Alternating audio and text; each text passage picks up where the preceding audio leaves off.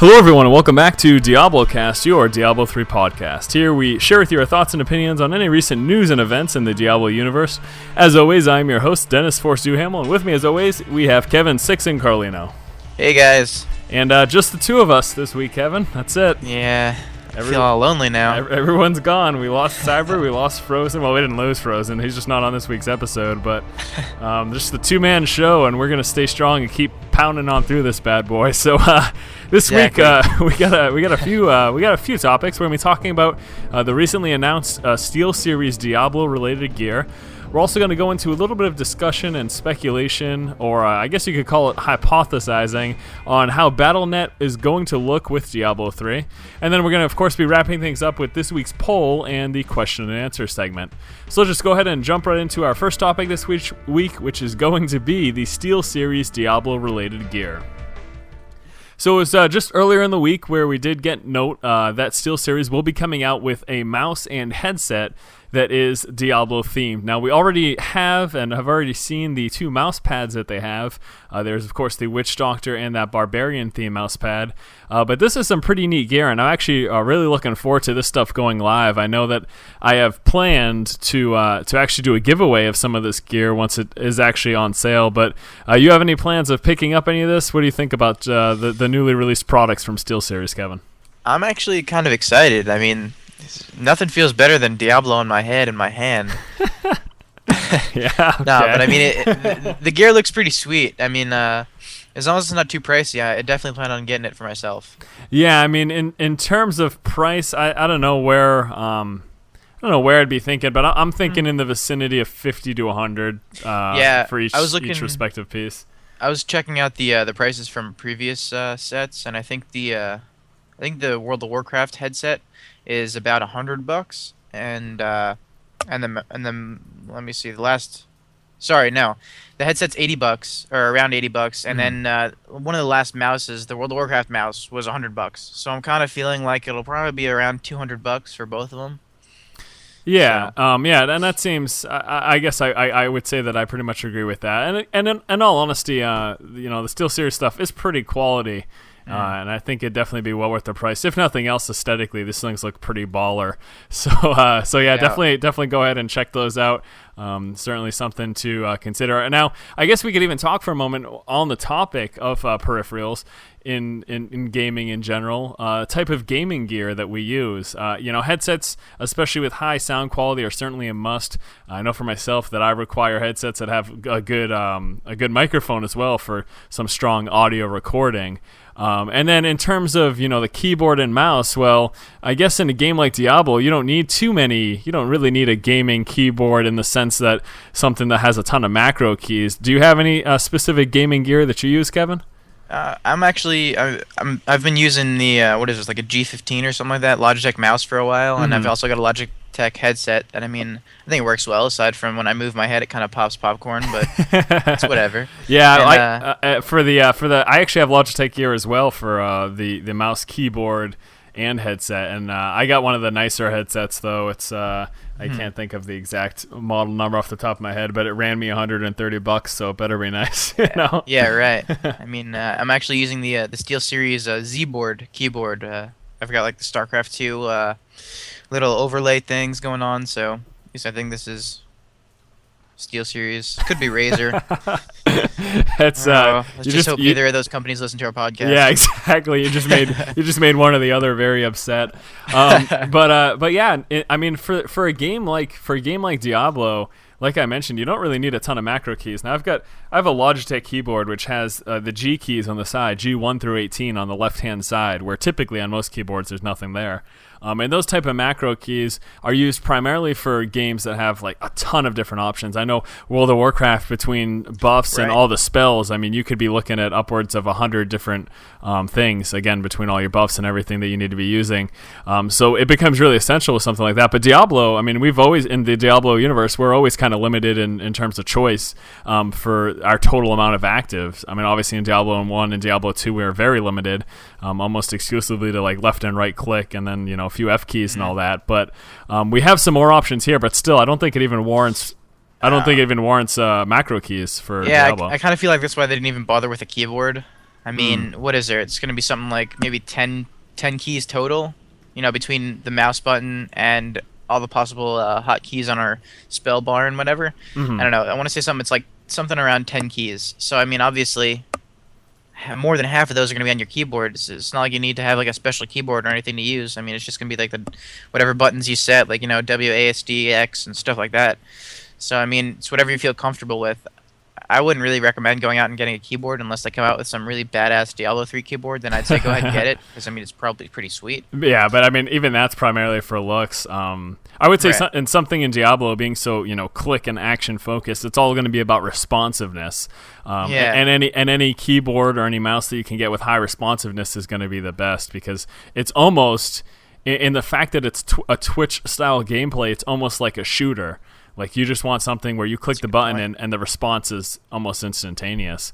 I know specifically that the Logitech keyboard that I'm using is set up so that the key is entered on the push down as opposed to the release. Most keyboards, you push a button down, and once your finger releases off of it, that's when it activates. That's when it says, he hit W or he hit 1.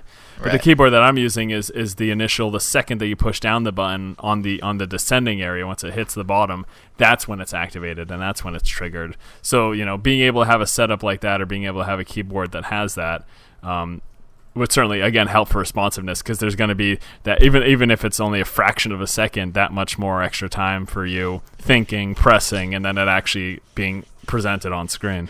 Yeah, definitely. So, I mean, if you're looking to go buy some new gear, I mean, I think I can speak for both of us when I say this. We both recommend the Diablo SteelSeries gear. I mean, if anything, it looks pretty sweet. And I mean, obviously they built this tailored to Diablo 3, so they had, RPG, Twitch click, whatever in mind. And I mean, as far as keyboard goes, like Dennis was just saying, you might want to do a little bit of research beforehand. But I mean, usually, Logitech, Razer, those are top of the line stuff. Yeah, usually pretty high quality. And yeah, it definitely. I think this gear looks awesome, and I'm looking forward to getting my hands on it just to say I have it for no other reason. So yeah, definitely pretty cool stuff, and nice little new product line here from SteelSeries.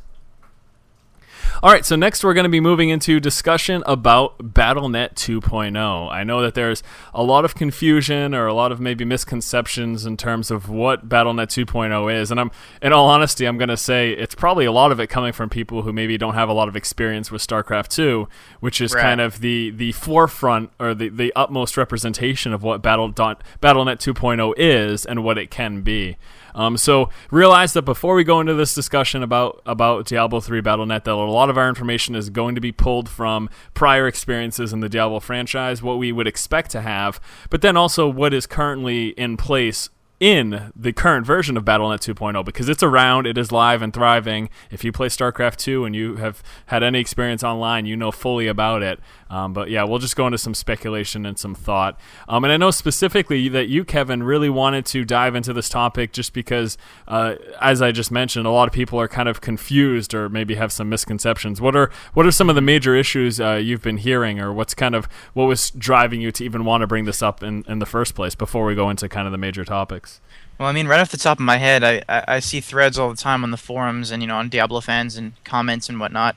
Just people complaining and saying, oh my god, I hope they don't have IP bans or temporary restrictions, or the more politically correct word to put it. I mean, that's one of them right off the top of my head. And I've been saying this for a bunch of times now because I've seen this question. I think I've answered it 2 or 3 times in our podcast at the end, actually.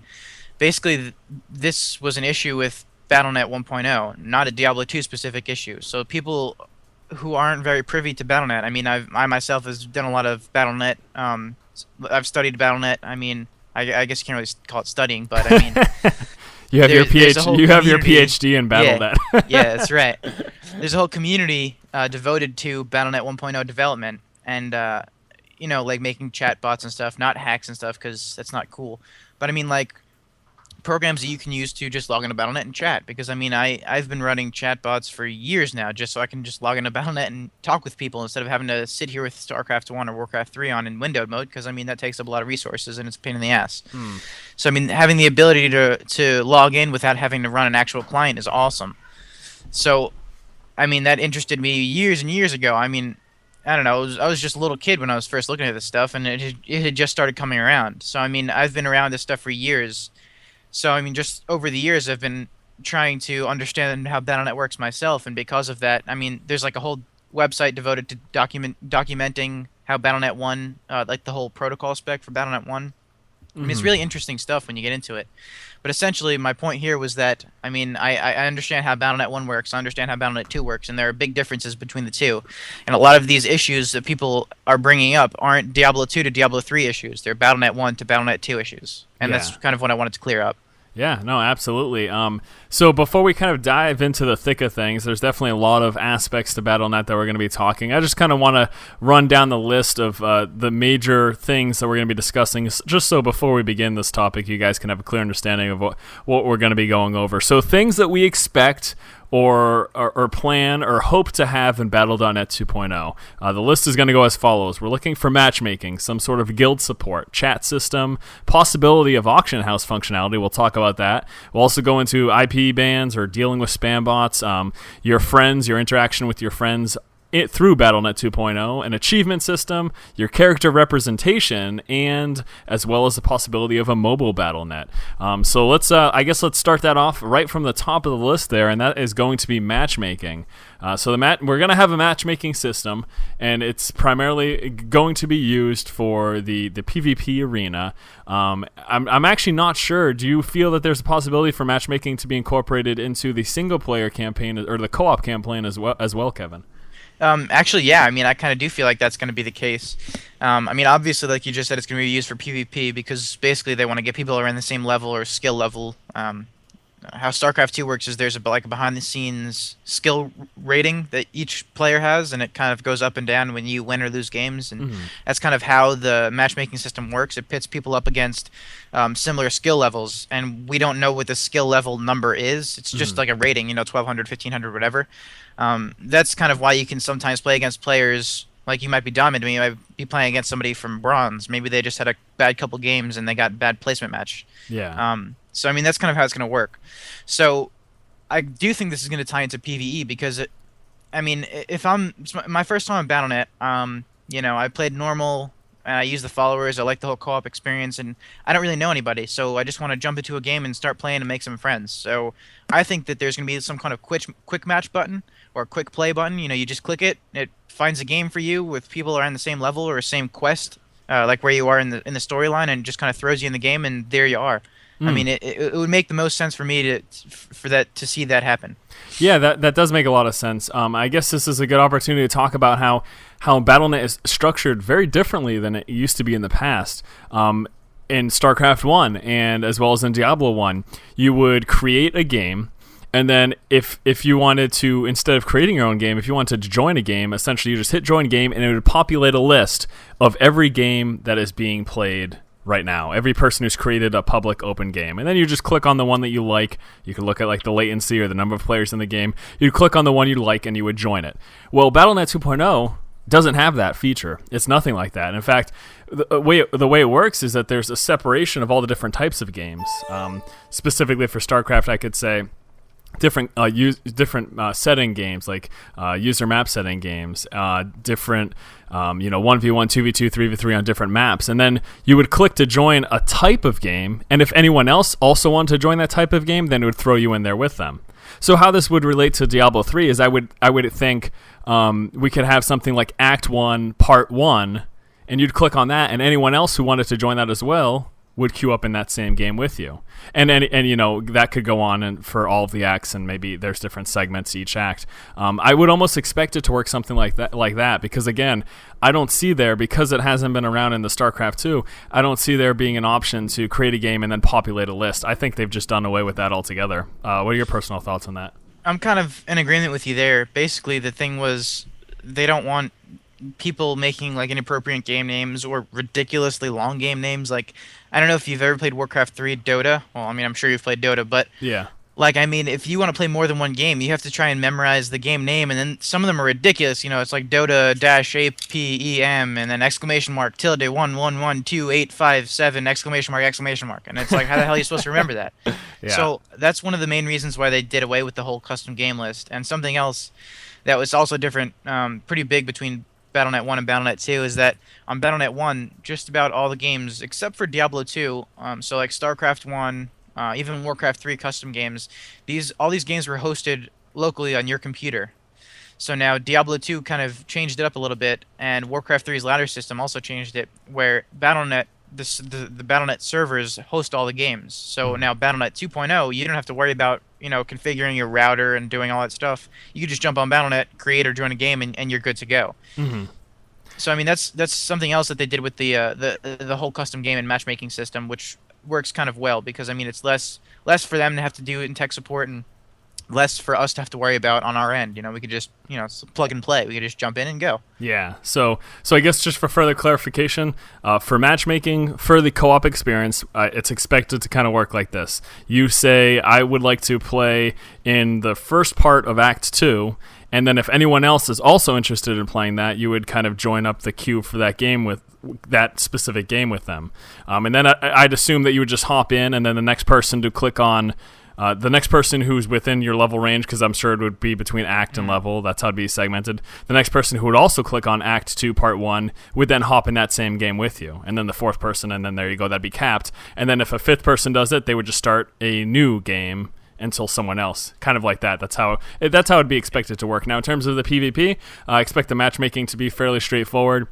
You click on 3v3, you click join game, and then anyone within your range, if you don't already have a party, they would go ahead and just join the 3v3 with you. So it's pretty simplistic, pretty straightforward right there. Yeah, definitely. And I mean, as far as co-op also goes, I also do think that there's going to be some kind of quick match button where you don't really have to worry about anything. You just click it and boom, you're in a game because Battlenet knows about your character and where you are and stuff like that. Mm-hmm. And that's for matchmaking system. I also think that there's going to be some kind of custom game system because we know that Blizzard is allowing us to play like 6-player total games. So I mean, I'm sure there's going to be some kind of free-for-all mode.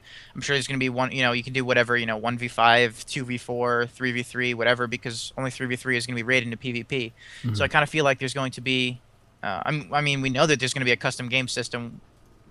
Custom games, I guess we can use kind of loosely because it really isn't like use map setting custom games like StarCraft 2. It's more like you just pick and change the game mode. But I mean, other stuff that they could potentially do is like some kind of King of the Hill.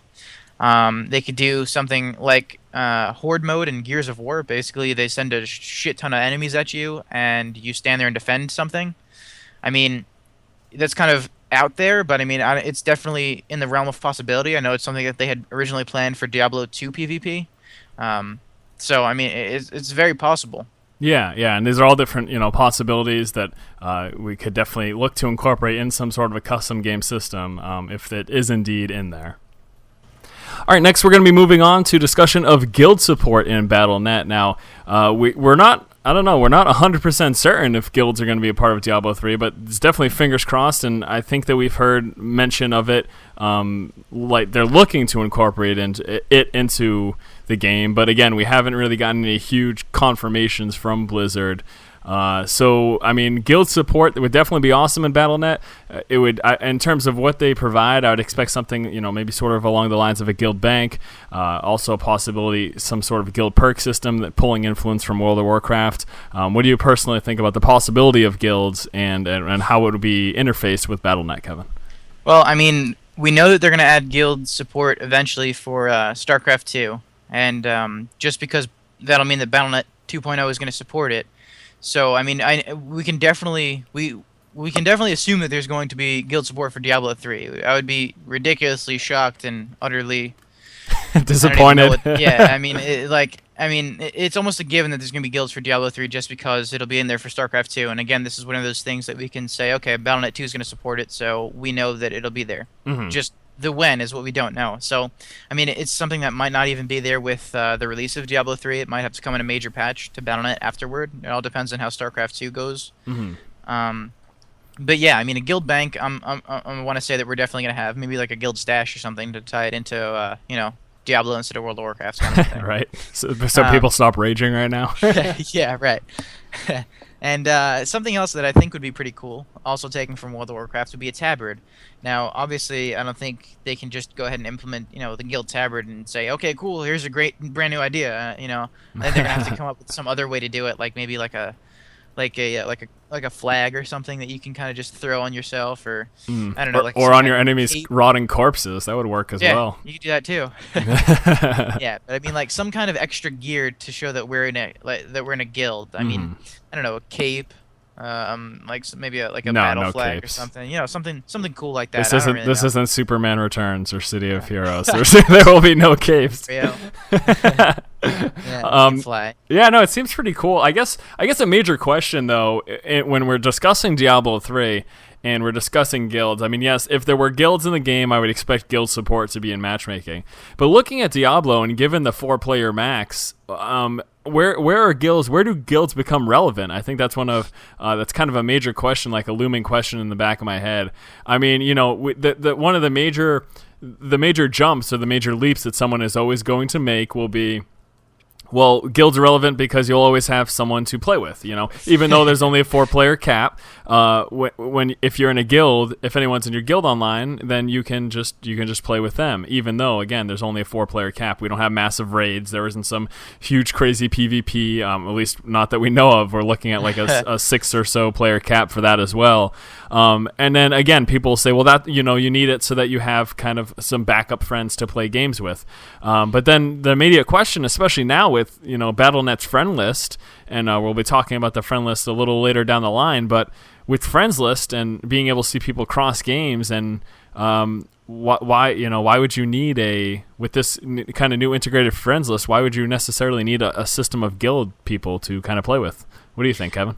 Well, I mean, I kind of think that, kind of building off the whole friends list idea, aside from the fact that, yeah, I mean, it's cool that you have people to play with at all different times. Essentially, Blizzard's goal with this brand new Battlenet service was to make it, a whole brand new social experience and tie people together. So one of the specific examples they used was right before StarCraft 2 had come out, was, hey, a bunch of people are playing World of Warcraft, and hey, I want to play StarCraft 2, or vice versa. Maybe everybody's playing StarCraft 2 and they want to do a raid for World of Warcraft. Well, okay, now since you have your friends added on Real ID, boom, you're done and good to go. You just send out a whole, a little message to all your friends, a broadcast, whatever. Yep. Broadcast. And you say, okay, everybody, come, raid starts in 5 minutes. Whatever else you have to say. Yeah, and just to interject really quickly, for people who don't know, broadcast is kind of like an announcement or something. Think on Facebook, and where everyone on your friends list, you send out a broadcast. It's just a short little message, and everyone on your friend list sees it. And then it stays there until you write a new broadcast. So if you wrote it a few hours ago, people can mouse over your little chat bubble by your name if they're on your friends list, and they'll see what you wrote. So yeah, right, exactly. And I kind of think that we'll have some way to talk to the entire guild. So obviously there will be some kind of guild channel, like chat channel, and I'm hoping for like maybe a guild announcement system for possibly the the leaders of the guild, or however that works. I mean, we don't really know how rankings and stuff like that will set up because we don't really know the exact specifics. But yeah, I mean, essentially, yes, you have other people to play with, but I mean, it's more than just Diablo 3. It's supposed to span across all their games. So I wouldn't even be surprised if they have a whole Battlenet guild system set up as opposed to just Diablo or StarCraft, where you can have players and you add their real ID to your guild, and then you have StarCraft 2 players and Diablo 3 players and Warcraft players. See, that's something that I didn't even think of. I thought right, I stumped you, this is stuff that they haven't really talked about. They've pretty much, from what my knowledge so far, is that they've talked about it on a per game basis. But I mean, thinking down the road, they're trying to turn Battlenet into a brand new social experience. Doing this is right. I mean, I've said it before. It's definitely in there. It's definitely very possible, just because of how they're kind of gearing Battlenet into all their games. Well, Kevin, without stroking your EP too much, I'm pretty impressed that I did not even think about that for a moment. That was not a fleeting thought within my little brain.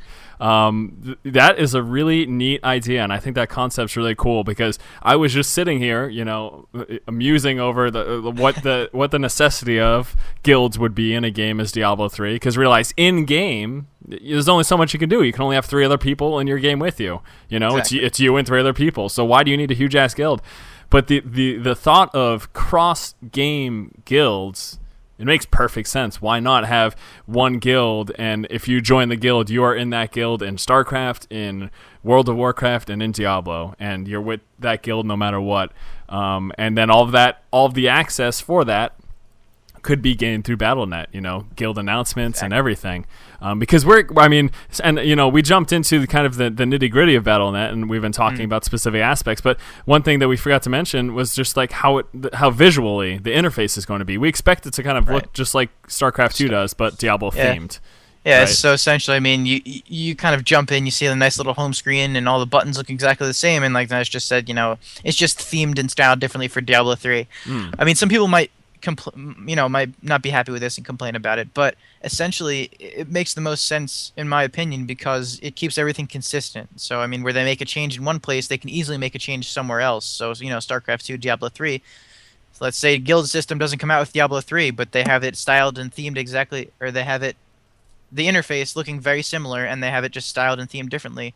Well, now instead of having it come up with functionality for two different games, they can just release some kind of Battlenet update and then make sure that they have the styles done for both games, and boom, it's a lot simpler. Yeah. All right, so I mean that's a really cool thought. I'm really glad that you brought that up. The whole concept of kind of a cross-game guild system, and that being, I mean, essentially, I would just figure they would add a new button like that says guild, and you would click on it, and then you just have a plethora of information for your guild across all of the games. But let's pull it on back, and let's keep our focus here on what we're talking about, which is Diablo 3. So guilds in Diablo 3. We're thinking about that function within Battlenet, but what is the purpose still of a guild in Diablo 3? What are your thoughts on that, Kevin? Besides just someone else, basically like an extended version of a friends list, what are your thoughts that a guild would perform for you? Yeah, so kind of taking a step back from the whole bigger picture thing that we just kind of got into. Aside from being able to play with somebody, I kind of think it'll be useful for people that want to play PvP, because now, hey, you have somebody that you can train with, because like we were talking about before, there's going to be a custom game system that isn't rated. So, I mean, boom, there's at least one way. Now you can train with people. And maybe, depending on how you want to set your own guild up, you can have people that specialize in PvE and PvP.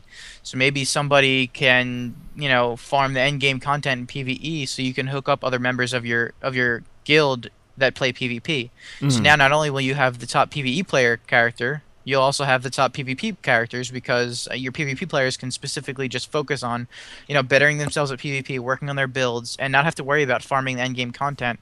I mean, maybe it doesn't do something that you do once or twice just to see, and hey, it'll be cool. But then you won't have to worry about farming the content for the best of the best items. Now somebody else can worry about doing that while you get your guild's name out there through PvP specifically. Something to add to that too is that I know one of the big functions of a guild in Warcraft is, or I guess really with any MMO, is a larger access to more resources. So specifically, let's look at Diablo 3. We have the artisan system. So I've got someone who has is mastered or whatever, who's got the full specialization in every single weapon in the blacksmith. Well, he may not necessarily be on my friends list, but he's in my guild. So now there's some sort of camaraderie there, and he's willing to help me out. Be like, hey, I just crafted this axe, and it got this set of stats. Instead of me throwing it up on auction house, I'll tell my guild about it, and if it's good for any of the barbarians in the guild, then we can go ahead and give it away. So having access to people who maybe spend all their time maxing out their artisans while you're doing other things, and being able to kind of intermingle, again, it provides you a much greater access to more resources than you would otherwise have with just your friends list, or just trying to find stuff on the auction house, which is going to cost you an arm and a leg, Yeah, exactly. So, I mean, essentially, with the right kind of management, a guild can be extremely useful.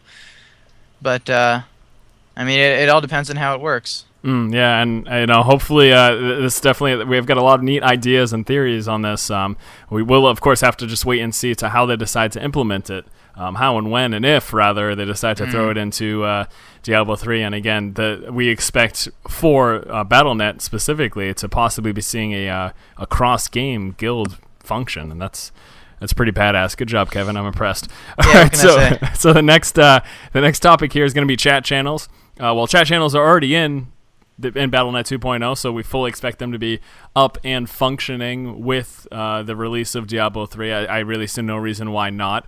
It was something that wasn't initially in Battlenet 2.0 when StarCraft 2 came out. They didn't have a chat function initially. I mean, you could message people, but there weren't like chat channels per se. And the way it works now is you've got, right next to your friend list, there's a little chat channel icon, and they've got preset channels for different things like general gameplay, single player, strategy, like Terran, and then you can just join your own chat channel, much like you did in prior Battlenet. You would just type in the name of a chat channel, and anyone else who typed in that name of a chat channel would join it with you. And there you go. So that's pretty much what I expect. Do you have anything to add to that, Kevin? No, I'm kind of along the same line of thinking. I mean, basically, like you're saying, there's going to be public channels, there'll be private channels, and just kind of building off the whole guild thing that we were just running on, I'm pretty sure that there's going to be guild channels that we can moderate as we see fit. So, I mean, the whole chat system is going to be something that is going to be relatively similar to how StarCraft 2 works. But, I mean, other than that, right when we started talking about the whole Battlenet topic, I was saying that, Battlenet 1 chat clients, they're awesome because I can just, log into the chat client and not have to worry about wasting resources, and it's like a minimized little thing here.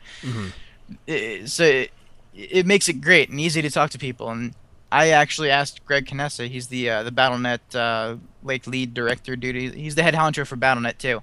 I was talking to him at BlizzCon last year, and I wanted to know if they were gonna they had any plans to do some kind of official chat client for Battlenet 2. So I mean, essentially, it's just like a nice little client. I mean, I don't even know how to explain it. It's just it's just nice and minimized and utilized and all kinds of other good stuff. That's great. But yeah, basically he said that they had plans to do something or they didn't have any official plans, but it's something that he wanted to do. So I mean, essentially they're looking at making Battlenet nice and simple for us to talk to. Great. Each other. We're going to talk to Battlenet. Yeah, all right, yeah. I still has to finish that thought. So the next thing we're going to be moving on to is an auction house, and people might rear up in anger right now as I mention auction house within the Battlenet system, and they'll be saying, well, don't you just mean auction house in game? Well, let's take a step back for a moment and realize once again, this is not a giant seamless world. We're not in a massive multiplayer online game. There are 4-person limits, so we're not obviously going to have an auction house for just the 3 other people within our game with us. That seems silly. We know there's going to be a large, robust trading system. We are fully expecting an auction house or something named other, but an auction house in spirit. I mean, maybe they won't call it auction house, but it's going to be an auction house. It'll be a large system where you put up your item, and people from whatever region, and that's something I guess we could talk about for a moment, will have access to the gear. So, in-game, yeah, sure, maybe we'll have access to it. Maybe we'll walk up to a vendor in town and we'll right-click on it, and there'll be, boom, giant-ass list of everything that's within the auction house. But I see no reason, and this is something that Kevin had brought up and we discussed, why it couldn't be available as well through Battlenet. Because, again, we're only with 3 other people in our game, so if it's available in-game, then it's also available on a giant, larger server, because it's not just going to be secluded to just our game. So what are we thinking for the auction house and its functionality or availability within Battlenet, Kevin? Right. So, I mean, essentially, I'm thinking that it's going to be somehow integrated in the Battlenet interface instead of just in-game. I mean, because of what you're just saying, it's not like one big perpetual world. It's kind of just, one little separate game servers for, each 4 players or 6 players, whatever you're doing, PvE or PvP. I mean, it would make more sense if they integrated it into the Battlenet as a whole. As far as regions go, I'm not really sure because, I mean, we're region locked, so I mean, we can't really play with other people from other regions. But as far as being able to trade with them, I see no reason why we can't because, I mean, they do cross-realm, battlegrounds and raids and dungeons and whatnot in World of Warcraft. So, I mean, it's definitely possible. I know that they can allow cross-region play. They just don't because of lag and whatnot. So, I mean, I guess it's possible because I mean it's not like we really have to worry about lag and stuff through the auction house. Yeah. I mean, I guess the only thing that I would wonder though is in a game like Warcraft, there are separate servers, and you're on a server, and there's only so many people on the server. I'm not on the U.S. World of Warcraft server because that would be just effing huge, and that's way too many people, and there'd be way too many issues. But in terms of a trading venue, the other thing would be it would be flooded. There'd be so much stuff in there because already just on individual servers, there's so many things within the auction house. So I mean, in terms of regions, it's obviously going to work like it does with StarCraft. There is a U.S. region, an EU region, a C region, and such and so forth. So China, Taiwan, and Korea. Yeah. But are we really going to have an auction house for the entire U.S.? That seems like a lot. Yeah, I guess you're right. It kind of does seem like an awful lot, but I mean, actually, so then that begs the question. That begs the question: how is it going to be segregated? I mean, because I'm not expecting U.S. West and U.S. East again. That's Battlenet 1.0. That's right. Not, exactly. I mean, it's definitely going to be one big U.S. server, one big EU server, like you were just saying. I hadn't put much thought into that. I just figured that it would be the whole server. Yeah, I mean, but that's a lot. I mean, that's a lot of stuff. You know what I mean? It's an awful lot of stuff. I guess I didn't really think of that. So that's going to be really interesting. However they they decide to portion out the auction house in terms of where you're pulling everything from. Well, how is that going to work? That's just I obviously this is something that they've thought about because they're making the damn game. Sure. So I'm sure. I mean, it is going to be interesting. But if they do make it U.S. auction house, then that'll be a lot of filler. There will be a lot of stuff to filter through. I guess it all depends on how much, like what the drop rates are on all the items, how often we're going to see everything. Because I mean, if there are some items that have a ridiculously small drop rate, auction house would be perfect for this. And I mean, I'm sure that there's going to be some kind of system for filtering stuff. I mean, obviously, I know that the World of Warcraft system it works pretty well. I mean, you can sort by price and whatnot, and you can search for specific items and stuff like that. I mean, I don't know. I don't see there not being an auction house in Diablo 3, especially because of something that Bashak recently said about gems. Basically, you can trade the gems and get gold for them.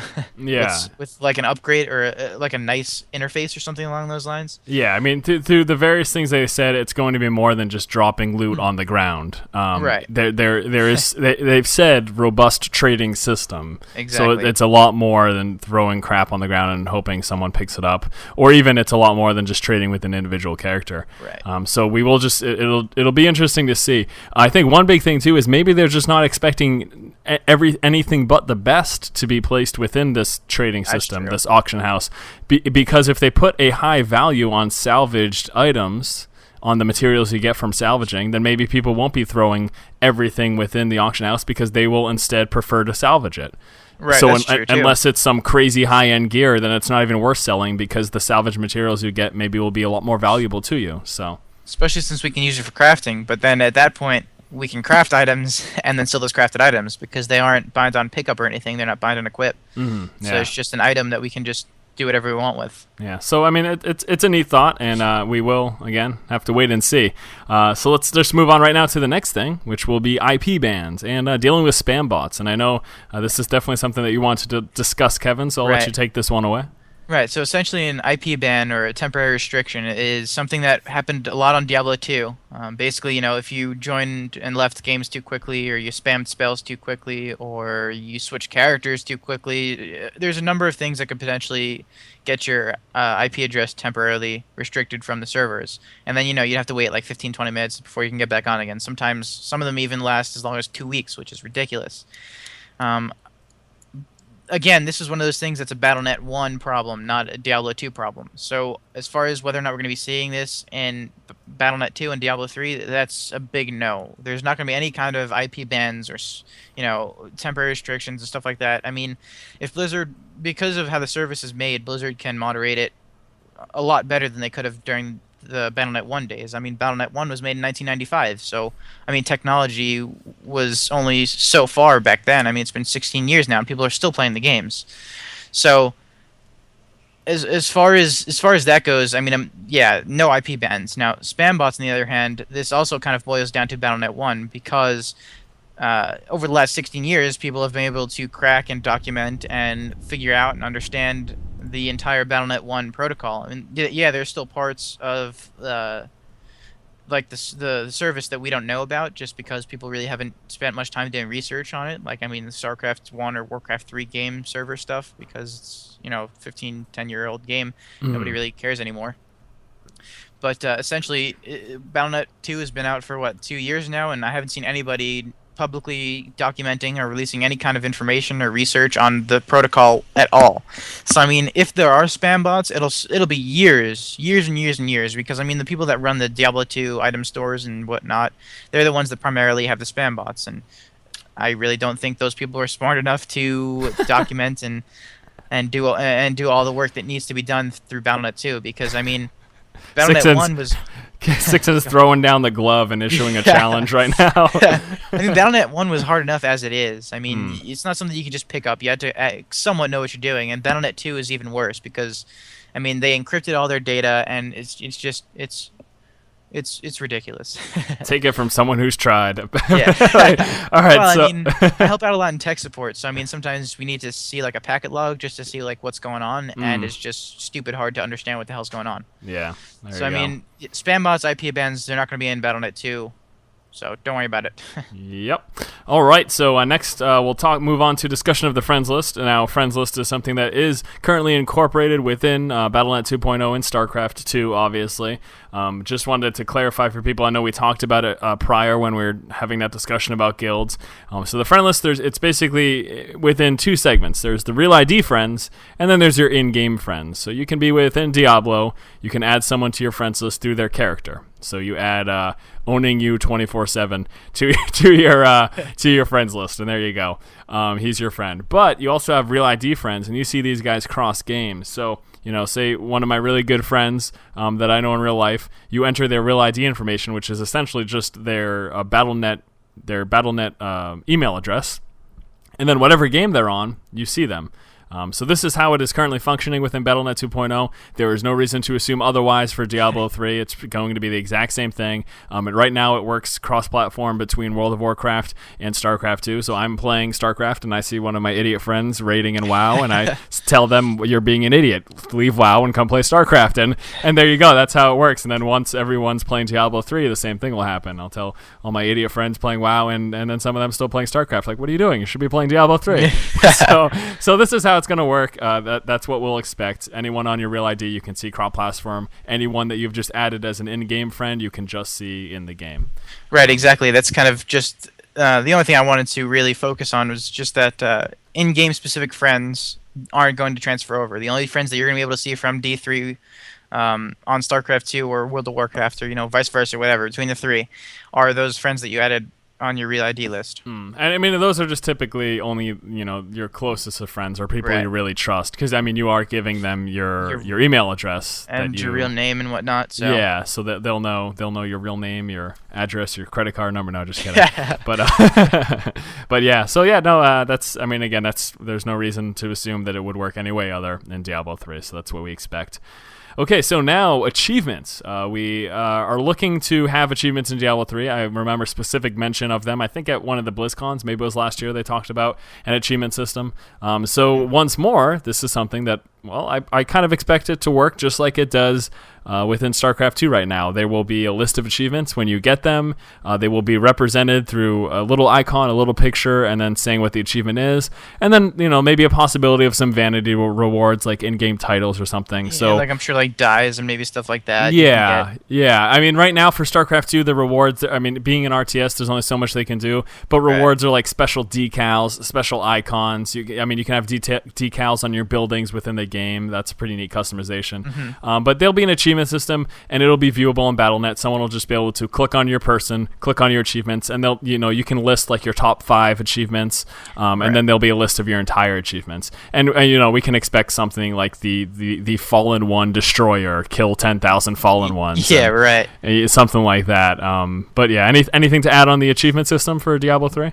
Essentially, I think that I don't really think that they've come out and said specifically, but I know that there's going to be both, or at least I believe there's going to be both, like per character and per account achievements. So maybe like per account, it'll be like, I don't know, level 1 of each class to the max level, and you get that achievement. And whereas, character specific will be like, all right, I'm a witch doctor right now, and my witch doctor just hit level 30 and level 40 and level 50, and you get achievements for that. Mm-hmm. That, and other than that, I just wanted to mention that I really highly doubt that they're going to be like adding and combining achievement points between StarCraft 2 and Diablo 3. I've seen people asking and mentioning this in the the past.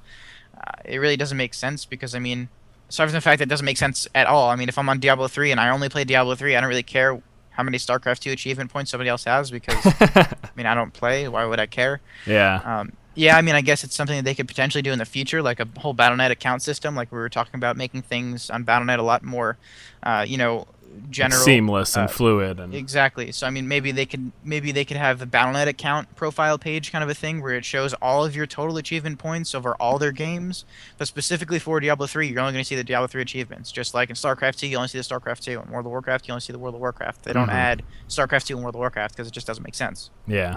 Yeah, well, that makes sense to me. And so looking forward to some achievements for anyone who likes them. Personally, I couldn't give a rat's ass about it. And I mean, unless there's some specific really cool reward, then I don't care. I mean, it does nothing for me. If it doesn't give me something, then why would I even bother? It's just, right. I mean, it's something to... it's for those people that want to complete stuff, you know? Completionists, if you will. Exactly. And I mean, good for, if you enjoy that, if you like having a higher point scale, which does nothing but give you more points. But I don't know. I don't know why I'm arguing semantics right now because all games in general are really pointless. So let's not go into that.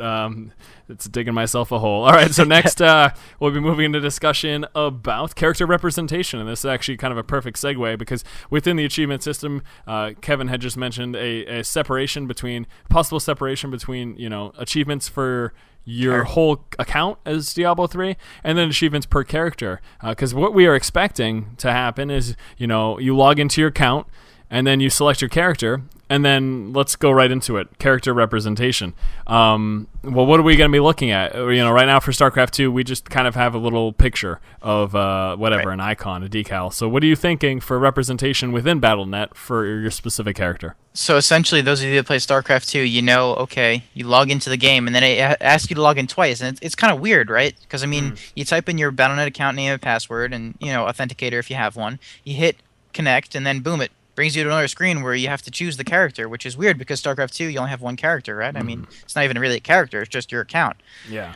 However, Blizzard made this thinking of Diablo 3 in mind, and I guess potentially World of Warcraft if they ever change how World of Warcraft looks. Because essentially what happens is you log into your Battlenet account, and then what the second screen is it's a character selection screen. So on any game that has multiple characters, you're going to be able to choose between characters. So now instead of logging in, I just put in my email address, and now I'm on my one character in StarCraft 2. Diablo 3, maybe it'll pop up 6, 7, 8, 9, 10, however many characters you have in Diablo 3. You select that character, and now you log in as for that specific character. And Dennis and I were talking about this a little bit earlier as to how these characters are going to be represented within the game. In StarCraft 2, you really only have your little avatar, and the avatars are whatever you get from the achievements, and I mean there are some default ones and whatnot, but I mean you really aren't represented by anything specific other than your avatar and decal. Now as far as Diablo 3 goes, I'm kind of thinking that they're going to do something with your actual avatar character like they did in Diablo 2. You log in and you see your character just kind of standing there in whatever gear you already had on. I want to say that it's going to look just about exactly the same. I mean, yeah, they might have little changes. Maybe you only see the head and torso or something instead of their whole body and whatnot.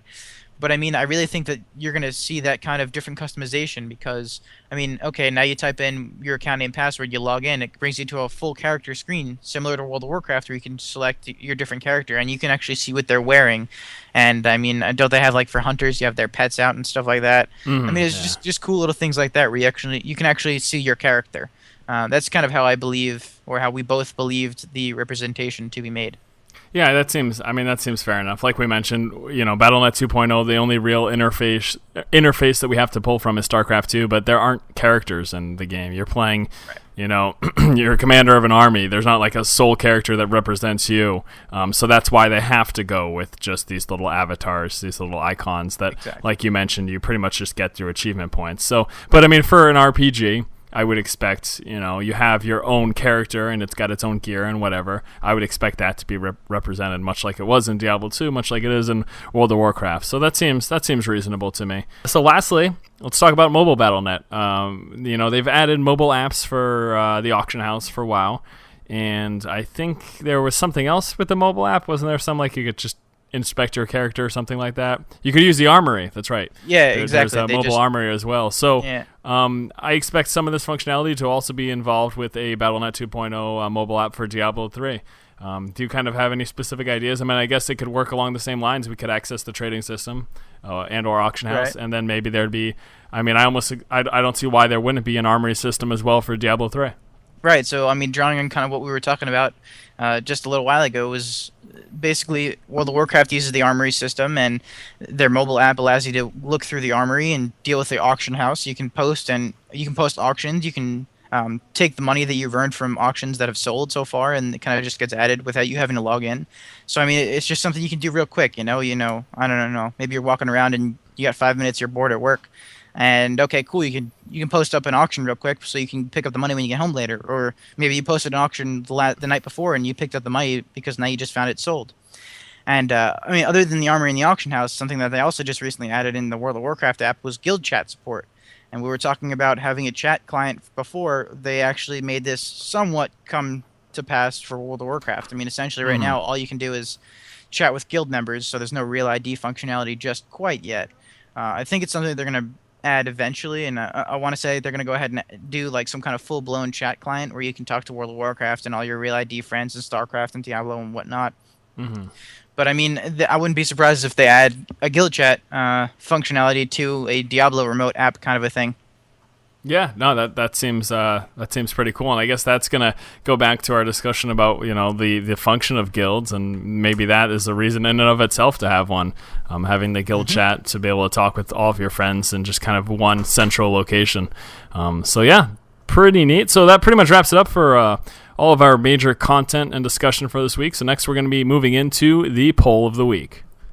All right, so before we go into this week's poll, I'm going to go ahead and just give you a wrap-up of last week's poll. Last week, we were talking about rune effects and which ones you guys enjoyed the most. And it seems that the rune effect that people were most interested in is one that actually changed the play style of the skill.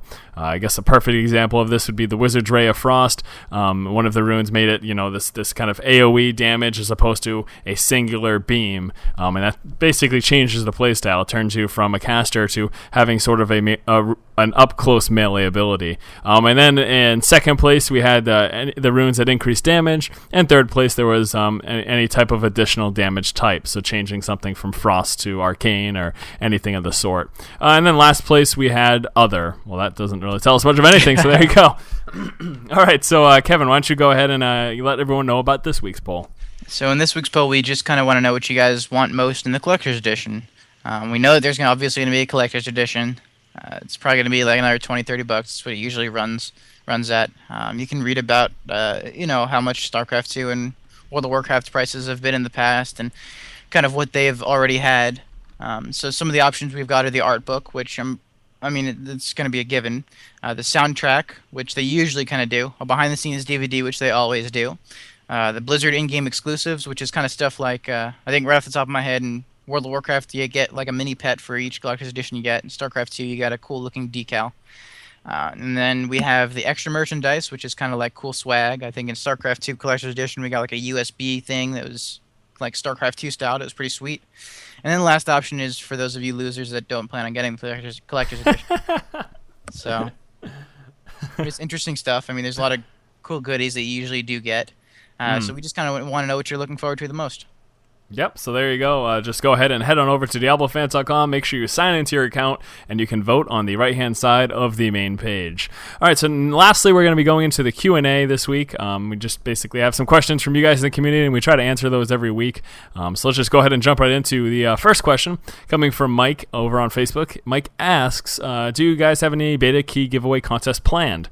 I can surely say that both Diablo fans and right here on YouTube for Force Strategy Gaming that we're going to be doing some beta key giveaways. This is, kind of to be announced at this point. We just have to wait and see. It's going to really depend on what we end up receiving and what we have available to give away.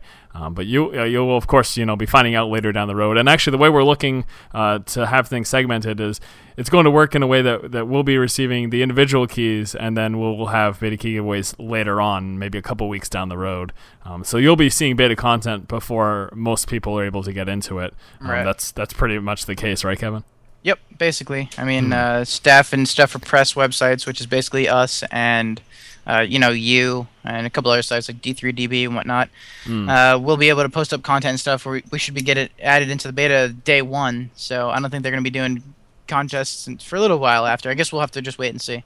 Yeah, but as soon as those get that all that information gets hashed out, we'll of course let everybody know when it's going to be happening. All right, so next question again from Facebook comes from Robin, and Robin asks, "Are Americans going to be able to play online co-op with Europeans? Sucks that they can't in SC2." Well, unfortunately, Robin, that's not going to be the case. Yeah. The way it works right now is just with servers, and I know a big part of it too is kind of lag issues. They don't really want to even risk it. They just make it so that you're stuck to a region, and that's that. In terms of region locking, maybe there'll be an option where you can switch regions. I think that's possible for StarCraft 2 right now, actually. Basically, I mean, the option is really only there for players on C to move to North America, and that's really all there is. But I mean, if you wanted to switch your region, you can go ahead and email like Blizzard customer service and just tell them that you wanted to switch your region, you got the wrong game or something like that, and they can help you out. I mean, usually they're pretty good about that. Something else we have to realize, this is kind of how it works as well. You can just purchase a new copy of the game. This is, whether it's good or bad, I'm sure it's part of the reason why they chose to do this, forcing people to have to purchase different copies if they want to play cross-server. So let's say you live in Europe and most of your friends play in the US. Well, maybe you should just purchase a US version of the game. Right. That's really all there is to say about that. That's just kind of how it works. So yeah, I mean, yeah, there you go. And I mean, I know I personally have US and European accounts for StarCraft 2 because I play with people in Europe as well. And I had to purchase 2 copies of the game, so it hits me too. It's not just, what I mean. Yeah. It works for everybody. So yeah, there you go. All right. So next question right now from Greg. Greg asked, "Do you think Diablo 3 will be the main focus of this year's BlizzCon?" Well, yeah. I mean, we're probably going to be getting some more Heart of the Swarm information. I know you, Kevin, you're pretty sure that they won't be talking about their next MMO quite as of yet. So. Well, last year, or an interview last year, something along those lines, within the last couple of year, Frank Pierce basically said that they aren't going to be ready to release any information on it this upcoming BlizzCon, and it probably won't be until BlizzCon 2012 if they have one, or even the year after. Yeah, so I mean, it's pretty much the main focus is likely to be Diablo 3 and maybe Heart of the Swarm, and maybe they'll make an announcement of the next WoW expansion. Yeah. But possibly. But even if they do that, I wouldn't expect much of a reveal other than just the announcement and maybe a gameplay some kind of trailer. cinematic, yeah. Yeah, but that's if that even happens. So yeah. All right, let's see. Next question going to be coming from Mike, and Mike asks, "What do you expect to see out of the beta? How many acts, characters, classes, etc.?" Why don't you take this one, Kevin? I mean, I'm going to definitely say we're going to see all the classes, because I don't see why they wouldn't, especially since they've allowed us to play them all at BlizzCon already. Let's see what else. As far as acts go, I mean, that really all depends. I mean, maybe they'll just give us the first act, or maybe they'll just give us pieces of different acts because they need us to test stuff. I mean, that's kind of hard to say. It all depends on how they allow us to play it. Skills, I'm pretty sure that all the skills are going to be there, just so we can help them test. I mean, I don't see why not. Otherwise, I guess I can't really think of anything else. I mean, I'm sure there's PvE content. I don't know about PvP content. Maybe, possibly. I guess the big question is how many acts. I think that's what everyone's wondering, because people are worried about spoiling the story. Yeah. I mean, they're not going to give away the entire story over the beta. That's not something you have to worry about, if at all. I mean, in StarCraft 2, they didn't give away any of the story. It was just a multiplayer beta only, and that was it. So, I mean, I don't really see them doing too many spoilers, because, I mean, obviously they want to sell the game. So if they allow you to play it all through the beta, there's some people are going to say, "Okay, I'm done. I don't need to buy it now." Yeah. So. All right. And then lastly, next question comes from Rasmus. I believe that's how you pronounce his name. And he asks, "Hey guys, I was wondering, since they now are aiming for gold to be a solid currency, do you think that we will be able to bet in PvP? A wager system. That sounds awesome." Yeah, I actually really like that idea. I know that it works like that in Call of Duty. Basically, everybody can like double down, and you can sell, and you get twice as much money for stuff. But I mean, I really think that would be awesome if you could bet on people. So potentially this is where they can add instead of maybe spectators and referees. So now, as opposed to Well, I mean, obviously, I'm hoping that they have a spectator and a referee, kind of like observer option for Yeah. PvP. Maybe also like a wagering system where you can just have somebody that bets money. Mm-hmm. So Yeah, that would be. I mean, so that's they can really jump cool. in the game, watch the PvP, watch the match that's going on, then bet on it. Yeah, and I would assume that the betting could work within other observers of the match would be betting with and against them, and then maybe the teams individually could bet on how they believe they're going to perform against their opponents. So that's pretty neat, and that would be and that seems to fit the Diablo universe almost. Betting against your opponents because there's you can gamble in Diablo 2, Yeah, exactly. So yeah, that'd be pretty awesome. Nice idea there. Let's hope for it, huh? Yeah, all right, definitely. guys. So that pretty much wraps it up for this week's DiabloCast. And I have to say, with a week with pretty much no news, we did a pretty good job of going into some stuff. Yeah, it's been a while since we've had some news, so hopefully we get something soon. We're coming up on the beta. It's again going to be starting sometime within the next 4 months. We have the rest of this month, and then there starts July, which is the earliest possible start date of the beta. So hopefully we get some more information between now and then. And if we do, of course, we'll have some more great stuff to talk with and share with you guys. So again, thank you so much for watching. And for Kevin, this has been Dennis. Thank you so much, and we will see you guys next time. All right, take it easy, guys. Okay. Well, that's Man. that. Yeah. It's not too much lulls we have at the end. No, we don't have a lot of lulls to do it. Dude, it's like when you and I do it, we're just like such badasses. We don't screw up at all, It's like when we have Tyler here and basically anybody else. It's because they're just not as pro as we are, I guess. There's a lot of screw up and there's a lot of content for the end. Yeah, a lot of lulls. Yeah. We don't have much lulls. I'm kind of disappointed. So next podcast, I'm just gonna have to screw up on purpose. We'll just make stuff up. Yeah, there we go. Lulz cast. Oh God. So.